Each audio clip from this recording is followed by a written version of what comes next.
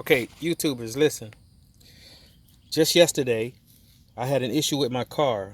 It's a 2008 Chevrolet Impala. I parked somewhere and then I realized I had double parked. So I got in reverse, backed up, and then my car got stuck in reverse. It was stuck on the R, but my handle was all the way forward like this. And my car was stuck in reverse.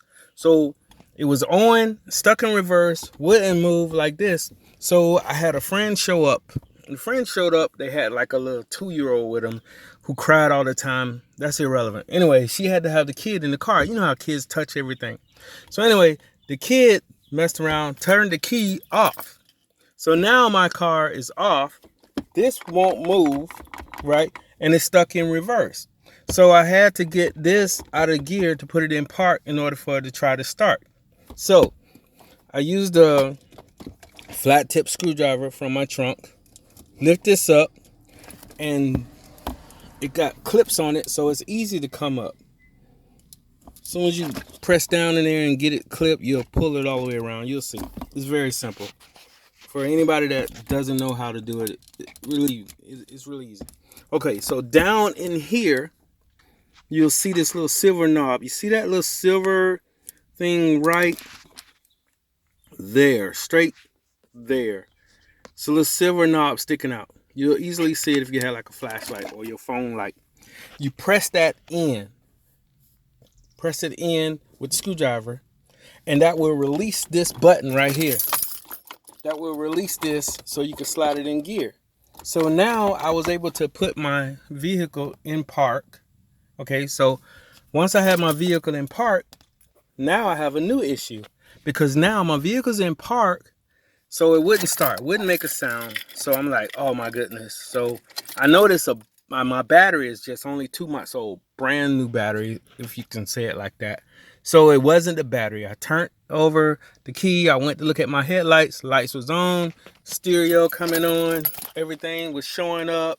I'm like, okay, the radio's on. So it's not the battery. It's not the connection. So I'm thinking it's the connection or the post. So I wiggle the posts around and find out that no, my posts are tight. So I'm like, okay, my car won't start. Never had this issue. So let me tell you what else I had to do. Okay, so I checked this wire that's right here to make sure it wasn't frayed or connected. I'm going to point my finger. You'll see it right there. It's a screw right there. Let's see if I can turn this flashlight on, or maybe you can see it. Or I'll get a pointer. Hold on. Okay, so I went and got a pointer. Right here, you can see a screw right there. These wires right here, if you move these wires around, the car will start. Now, once I got my car started, here's another issue I ran into. My car was just sliding up and down, up and down, up and down without catching a gear. Car started, not catching a gear. So I'm thinking I have a serious transmission problem. So I called a few transmission shops and they're like, yeah, $2,400. One person said $1,700. I'm like, man, please. So anyway, I started looking around the car because I'm like, I don't have any issues with this car ever. As I looked around on the side by the transmission, follow this pointer around now. If you can see this cable right here. See this cable right there? That cable right here. If you can see that cable right there, has like serial numbers on it. I'm gonna touch it now with my hand. Right here, this cable right here had come loose. Right back there. It goes in and it hooks around this screw, like comes down on it. If you can see it, it's snapped on. That cable right there with my hand is on it. Hopefully you can see it. But anyway, you follow that cable right there and it has probably come off of that.